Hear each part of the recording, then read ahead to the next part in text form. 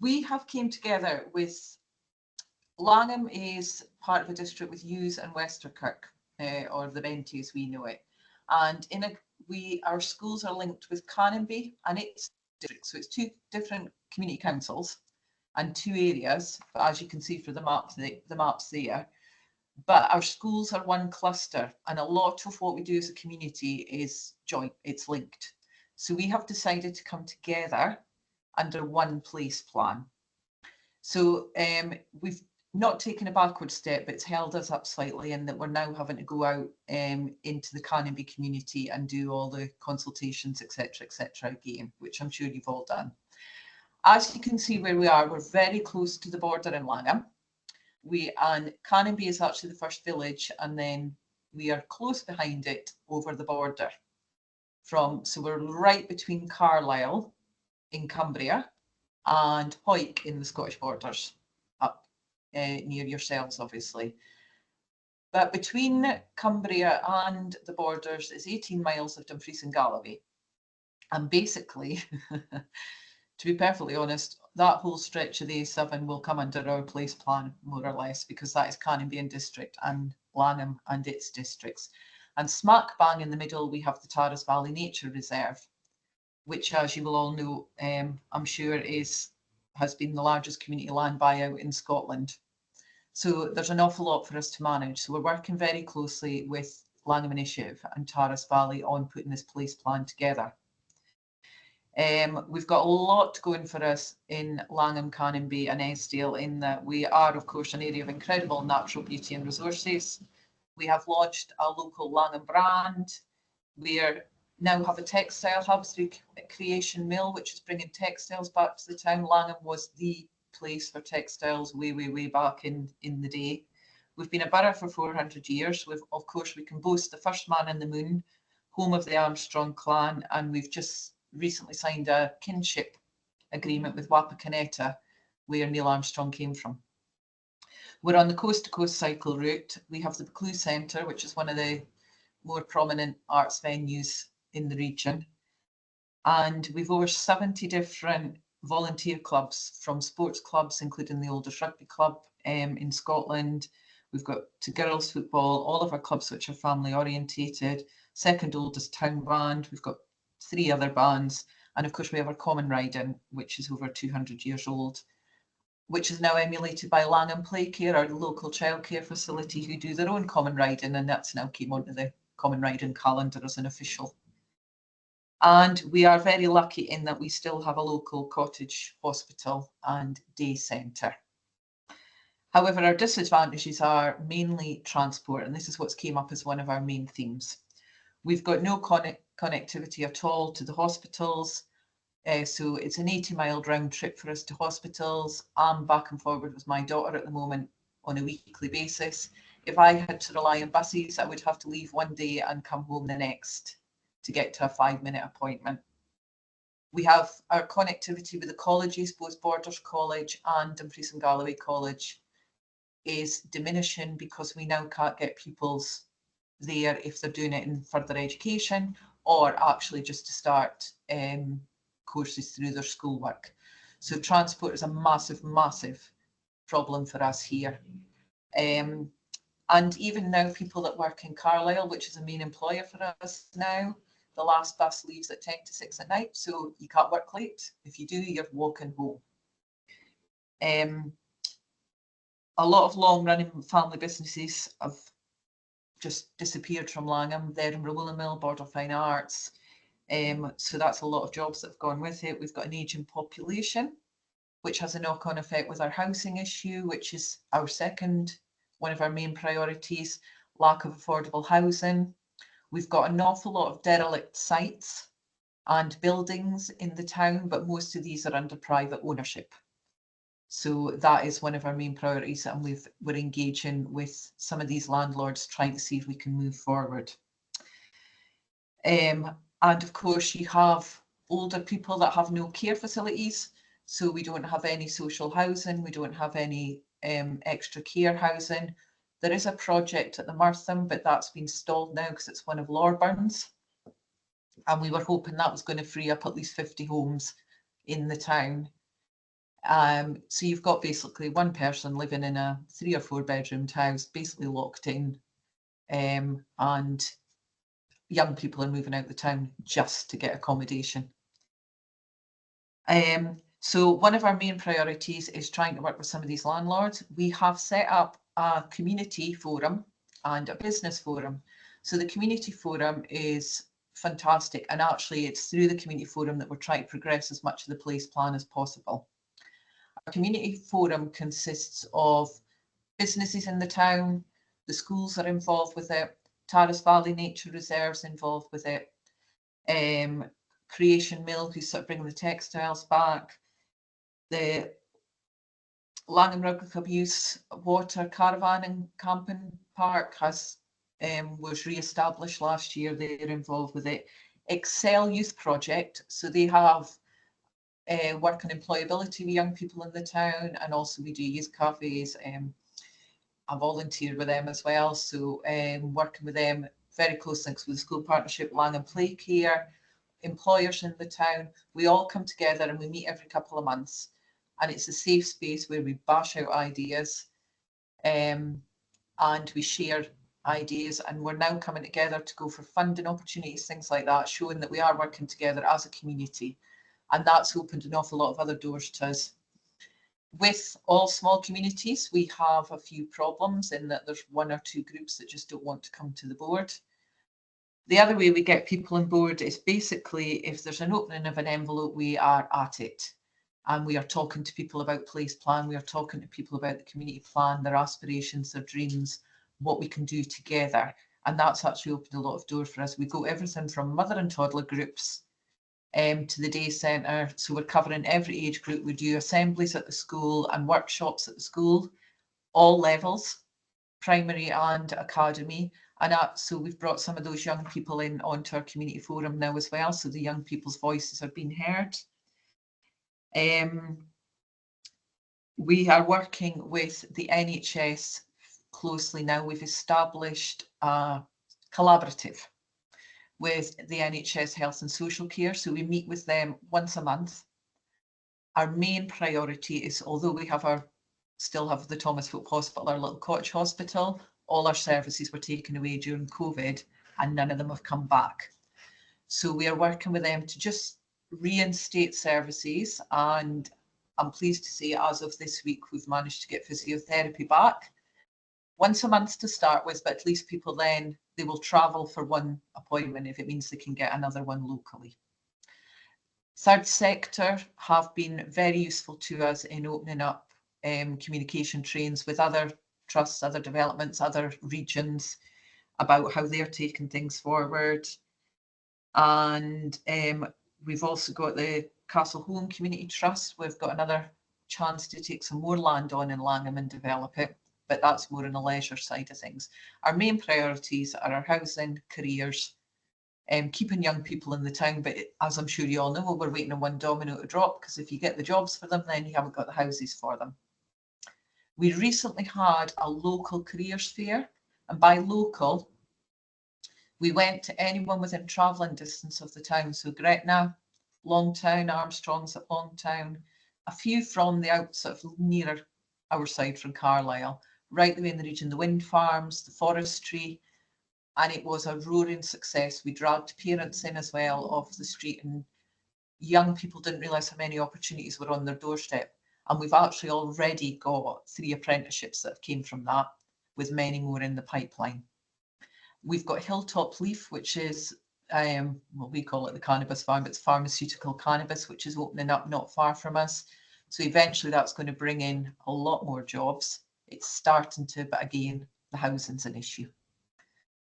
So transport, housing, the forestry is a big problem for us with having a nature reserve when they're planting Sitka spruce all around the place, and that's sprouting up all over our Taras Reserve.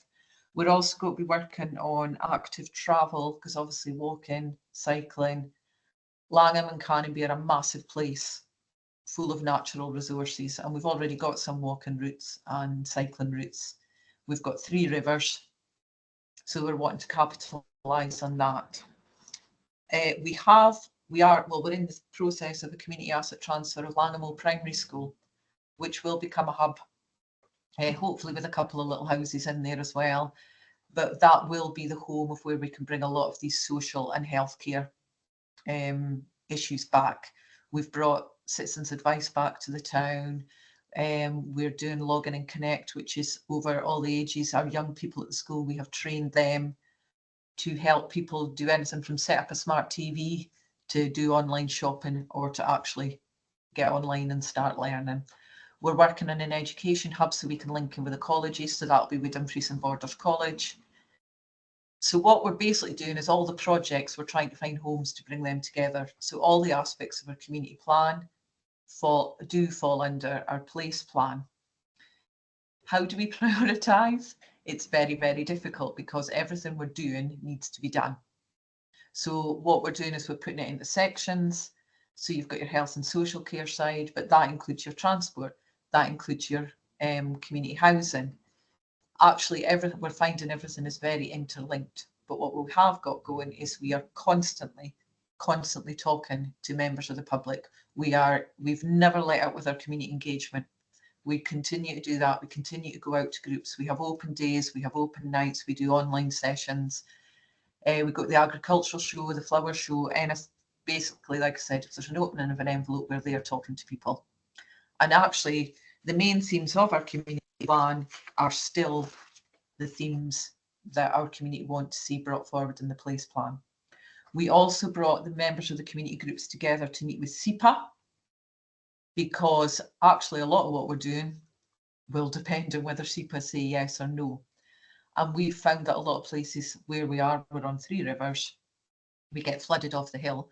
A lot of projects that we were allowed to do at one point, we no longer are because they're now in a floodplain. And you can imagine that, I'm sure you've probably gone through it yourself, the frustrations. Our flood defence scheme's basically been scrapped for the time being. I grew up on the riverside, so I'm well aware of we've never flooded. But so what we're trying to do is work with SEPA to say, instead of saying no, maybe how can we do it instead? What can we do? How can we diversify so that we're building on second floors, building things on stilts, things like that? How do we overcome the whole floodplain issue? Because at the moment, Langholm's basically the entire town's on a floodplain. So that, again, that stems us. So we are working very closely with SEPA as well. And of course, Dumfries and Galloway Council. I've warbled on quite a bit, and I don't know if I've answered any of the questions you have. So it's probably better that if you come to me and if you ask specific questions, and then I can try and answer them. That's really helpful. Thank you so much. What we'll do is we'll move straight on to Susan's presentation, and then we'll give people a chance to come to both of you and ask questions. Susan, can I bring you in at this point? Yes, indeed. So I'm employed by Langholm and Lochalsh Community Trust. And I actually want to go, I know this isn't about how you do a community action plan or a community or a local place plan, but I want to tell the story of that because that then answers how we've prioritized things. So very quickly, if I explain that the Lochalsh collaboration was set up in 2019 with the help of SCDC, which is a forum of all the community councils. So there are 7 community councils in Lochalsh and any community trust. It was open to any organisation, but mostly it was members of community councils and community trusts who attended. And that has continued throughout until the present day. But when I was first appointed in April 2020, that was obviously when COVID had just hit. So my work, which was meant to be about developing, consulting the community and developing the community action plan funded by Investing in Communities, the government fund, went immediately into COVID support. And so the whole community, the Lochalsh collaboration meetings, we actually met weekly for a while, and then fortnightly, and now we meet monthly. We were just dedicated to COVID community support for 6 months, which meant that at the end of that period, we all knew each other and we all knew our communities hugely more than we had done previously, because people were going out and doing house-to-house deliveries and fetching pharmacy stuff, and people at the meetings said reliably, we believe that there's no one in our community who needs support who isn't getting it. So that meant that when we started the community action plan process and the community survey, we already had a really close community that knew itself and knew each other really well, which set us in really good stead. So we used a big range of different ways of engaging with people, which included virtual meetings, which we had to do because we were still in COVID lockdown, and those were supported by SCDC. We produced a newsletter because the local newspaper had shut down due to COVID. So that was a really good communication tool about, getting everyone involved. We had a Window Wonderland festival before we launched the survey. I don't know if you've heard of Window Wonderland, but it's a really nice thing where you, in the winter months, people make up kind of stained glass images, which they just stick in their windows and leave the curtains open so that people can see their stained glass that they've made out of tissue paper. And we asked people to do that on the themes that would be in the survey. And then the survey went out, and we had almost 600 responses from an adult population of 2,000-ish. And then we wrote the community action plan. And again, this was the Lochalsh collaboration did all of the deliberation on all of these issues, which meant that by the time we wrote the community action plan, and before that, before we even started all that, I asked each of these community councils to write a profile of their local area. And most of them did really detailed work on, the total population. They had numbers per decile, because they knew their community so well after doing COVID. They could produce, what jobs people did, how many houses were occupied, how many houses weren't occupied, which meant that when we wrote the community action plan, we had such an in-depth understanding of the community. But also, I think, because of all of this work and involving and engaging people so closely, partly through the luck of hitting COVID at the time when we were doing all these work, during that period, 3 new community trusts were set up in a population of 2,000 adults, which meant that there were 3 older community trusts, our trust and 2 others, plus 3 new ones. So almost 1 community trust per community council area. And some of one of the older trusts is in a community of just over 100 people. And they did a community buyout and bought a load of fields and turned them into allotments and small holdings. So, and then also when we launched the community action plan, we made 3 short films. We managed to have a budget to create 3 short films, 3-minute films, where local people talked about the priorities that had come out through the community action plan. And the priorities were we've got 10 top priorities, which are all really big things, affordable housing, sustainable transport and active travel, local food and access to land, tourism, social and leisure facilities and activities, social care and older people and disabilities, health and mental health, road infrastructure and safety, work, income and business. And there were obviously other priorities, but those were the top 10. But that meant that all these community trusts had a really clear manifesto for what they needed to do, which was very, very strongly evidenced by what the community. You can't argue with 600 people out of 2,000. That's a big group of people who've engaged and said what they think. And it was a 34-question survey. It wasn't an easy thing to fill in. So the fact that we got so many people to tell us what we thought means that now we have a very strong guide for what needs to be done. And all of those community trusts are using those results both to guide their work, but also in support in funding applications. And we have been really successful in Lochalsh with our funding applications. And I think a lot of that is the extent to which we know our communities, we know their needs and desires, and we have evidence to support that. So, for example, our community trust has done 3 major projects during that time. We've set up a reuse shop with a community fridge in it. We've set up an electric community transport scheme and an active travel scheme. And we then took on to lead on a local place plan process. So again, because we had this very strong forum and network doing the local place plan, we managed to get funding to appoint a town planner to lead on that local place plan process. And when he saw all of the stuff that we'd got, he said, "But you've done it. You've done all your work."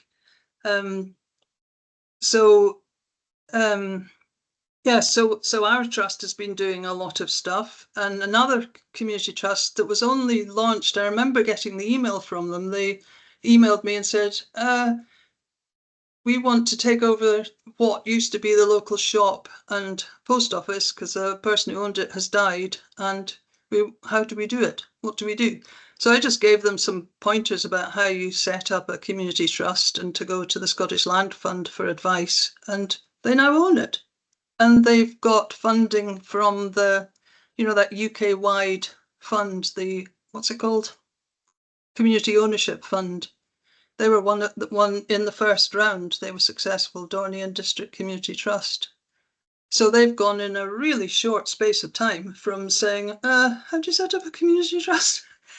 to actually not only owning that local shop that they're now developing, but they're now looking at a community asset transfer of what used to be an old people's home, which they would turn into a community hub. And another group in their area is developing pontoons and shower block and things. And the same kind of thing is happening in Plockton too and in Balmacara. So it feels to me as though the depth and the engagement that we had with the whole community survey and community action plan process has really empowered people and made them feel this. We know our community, we know what it wants, and we can see what needs to be done. Which means that our trust, we're the only trust that covers the whole of Lochalsh, all these 7 community council areas. So we can trust that each of these other areas actually know what they're doing. They've got huge amounts of energy. They know their community really well. So we don't need to do that. We can support them occasionally or send information about grants that come up that might suit them. But they're getting on with it. And the only community council that doesn't have a community trust is Loch Duich Community Council, which is up, I don't know if any of you know Lochalsh, which is the piece of land before you go over the bridge to Skye. It's up in Kintail or near Kintail. So a piece of Forest and Land Scotland land came up for sale, and they didn't want it to be just put on the open market, which is what Forestry and Land Scotland were going to do. So the Community Council approached us, the community trust, the only community trust that covers the whole area, and said, "We don't want this to happen. Would you be willing to try to do something about it?" So as a result of that, we are now, we got stage 1 funding from the Scottish Land Fund and from the Rural and Islands Housing Trust to do a feasibility study. And the hope is, and we've come up with a really, I think, innovative plan for 2 micro eco villages, because it turned out actually there were 2 sites quite close together, about 1.5 miles apart, that would be a mix of affordable housing, business units, woodland crofts, and community growing area. So as I say, there is now a community trust in every one of those community council areas, and in the one community council area where there wasn't a community trust, they've come to us, Kyle and Lochalsh Community Trust, as a kind of parental figure to take this project on. All of the materials that we've produced are on our website. So if you go on to Kyle and Lochalsh, no, what's it called? Lochalsh dot something, UK, I think it is. And go to projects, and then in the drop-down menu, it says Community Action Plan. And if you go on there, you can see all of the materials that we produced, the 3 short films, the survey results, the whole bang shoot. So I don't know if is that enough information? I kind of feel we might be more powerful for people just ask questions rather than give you tons of details about what we've done. That's great. Thanks so much, Susan.